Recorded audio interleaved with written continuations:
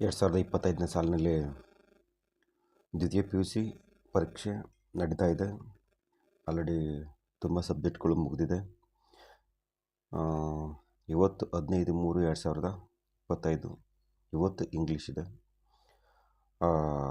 ನನಗೆ ಕೆಲವು ಮಕ್ಕಳು ಸರ್ ವಿಡಿಯೋ ಮಾಡಿ ಹಾಕಿ ಸರ್, ಇಂಪಾರ್ಟೆನ್ಸ್ ಏನು, ಹೇಗೆ ಬರೆಯೋದು ಅಂತ ಹೇಳಿ ನಮ್ಮ ಮೈಸೂರು ಭಾಗದ ವಿದ್ಯಾರ್ಥಿಗಳು ಮತ್ತು ನಮ್ಮ ಸರ್ಕಾರಿ ಪದವಿ ಪೂರ್ವ ಕಾಲೇಜು ಸಿದ್ದಾಪುರ ಗೇಟ್ ಈ ಭಾಗದ ವಿದ್ಯಾರ್ಥಿಗಳು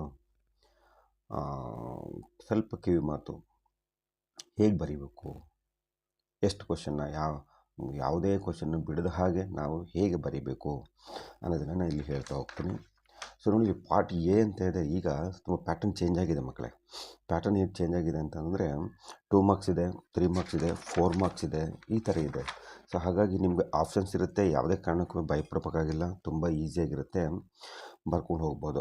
ಮೋಸ್ಟ್ ಆಫ್ ಆಲ್ ಎಲ್ಲನೂ ಪ್ರಾಕ್ಟೀಸ್ ಮಾಡಿದ್ದೀವಿ, ಪ್ರಿಪ್ರೇಟ್ರಿಗಳನ್ನು ಮಾಡಿದ್ದೀವಿ. ಹಾಗಾಗಿ ನಿಮಗೆ ಯಾವುದೇ ತೊಂದರೆ ಇರಲ್ಲ, ಕಷ್ಟ ಅನಿಸಲ್ಲ. ಹಾಗಾಗಿ ಪ್ರತಿಯೊಬ್ಬ ವಿದ್ಯಾರ್ಥಿಗಳು ಇವತ್ತು ಇಂಗ್ಲೀಷ್ ಬರೀತೀರಿ. ಎಲ್ರಿಗೂ ಆಲ್ ದ ಬೆಸ್ಟು, ತುಂಬ ಚೆನ್ನಾಗಿ ಬರೀರಿ. ಬನ್ನಿ ನೋಡ್ತಾ ಹೋಗೋಣ. ನೋಡಿ, ಫಸ್ಟ್ ಪಾರ್ಟ್ ಏನಿದೆ ಅದರಲ್ಲಿ 10 ಕ್ವಶನ್ಸ್ ಇರ್ತದೆ. ಅದೆಲ್ಲವೂ ಕೂಡ ಪಾಠಕ್ಕೆ ಸಂಬಂಧಪಟ್ಟಂಗೆ ಇರ್ತದೆ. ಅದು 1 ಮಾರ್ಕ್ಸ್, ಅದು ಮಲ್ಟಿಪಲ್ ಚಾಯ್ಸ್. ಅದು ಆ 1 ಮಾರ್ಕ್ಸನ್ನು ನೀವೇನು ಮಾಡಬೇಕು ಅಂತಂದರೆ, ಯಾವುದೇ ಕಾರಣಕ್ಕೂ ಯಾವುದನ್ನು ಬಿಡದ ರೀತಿಯಲ್ಲಿ ನೀವು ಬರಿತಾ ಹೋಗಬೇಕು.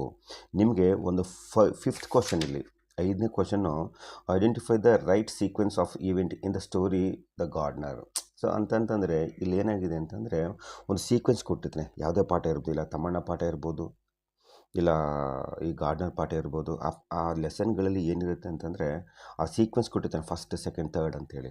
ಸೊ ಅದನ್ನು ನಾವು ಸೀಕ್ವೆನ್ಸ್ ಮ್ಯಾಚ್ ಮಾಡಬೇಕು. ಇದನ್ನು ನೀವು ಐಡೆಂಟಿಫೈ ದ ರೈಟ್ ಸೀಕ್ವೆನ್ಸ್ ಅಂತ ಇದೆ. ನೀವು ಇದನ್ನು ಸ್ವಲ್ಪ ಗಮನಿಸಬೇಕು.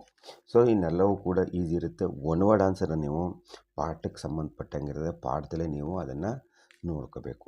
ಪಾಠದ ಲೈನ್ ಟು ಲೈನ್ ಓದ್ಕೊಂಡ್ರೆ ನಿಮಗೆ ಅದರ ಪ್ರೈಸ್ಗಳೆಲ್ಲ ಸಿಕ್ಬಿಡುತ್ತೆ. ಈ 10ಗಳನ್ನು ಯಾವುದೇ ಕಾರಣಕ್ಕೂ ಕೂಡ ಮಿಸ್ ಮಾಡಬಾರ್ದು, ಎಲ್ಲನೂ ಕೂಡ ಬರೀಬೇಕು. ಅದಾದಮೇಲೆ ನಿಮಗೆ ಈ fill in the blanks with the passive form of the verb given in the bracket ಅಂತಂದರೆ, ಫಾರ್ಮ್ಸ್ ಆಫ್ ದ ವರ್ಬ್ ಅಂತಿದೆ. Forms of the verb form ಅಂತ ನಾನು ನಿಮ್ಗೆ ಹೇಳ್ಕೊಟ್ಟಿದ್ದೀನಿ. ಅದನ್ನು ಪಿ ಫಾರ್ಮ್ ಮಾಡಿ, ಇಲ್ಲಿ ಪ್ಯಾಸಿವ್ ಫಾರ್ಮ್ ಕೊಟ್ಟಿದ್ದಾನೆ. ನೀವೇನು ಮಾಡಬೇಕು, ಅದೇ ರೀತಿ ಅದು ಬರೀಬೇಕು. ನೀವು ಇದೇನು ಮಾಡಬೇಕು ಅಂತಂದರೆ, ಪಾಸ್ಟ್ ಟೆನ್ಸ್ ಫಾರ್ಮನ್ನು ನೀವು ಸೇರಿಸಿ ಇಲ್ಲೇನು ಮಾಡಬೇಕು, ಬರಿತಾ ಹೋಗಬೇಕಾಗ್ತದೆ. ನಾನು ನಿಮ್ಗೆ ಆಲ್ರೆಡಿ ಹೇಳ್ಕೊಟ್ಟಿದ್ದೀನಿ. ಇದು ಎಷ್ಟು ಮಾರ್ಕ್ಸ್? 3 ಮಾರ್ಕ್ಸ್ಗೆ ಇರುತ್ತೆ. ತುಂಬ ಈಸಿಯಾಗಿರುತ್ತೆ. ಇದನ್ನು ಯಾವುದೇ ಕಾರಣಕ್ಕೂ ಬಿಡೋಕ್ಕೆ ಹೋಗಬೇಡಿ. ಅದ್ರ ಜೊತೆಗೆ fill in the blanks choosing the appropriate expressions given in the bracket.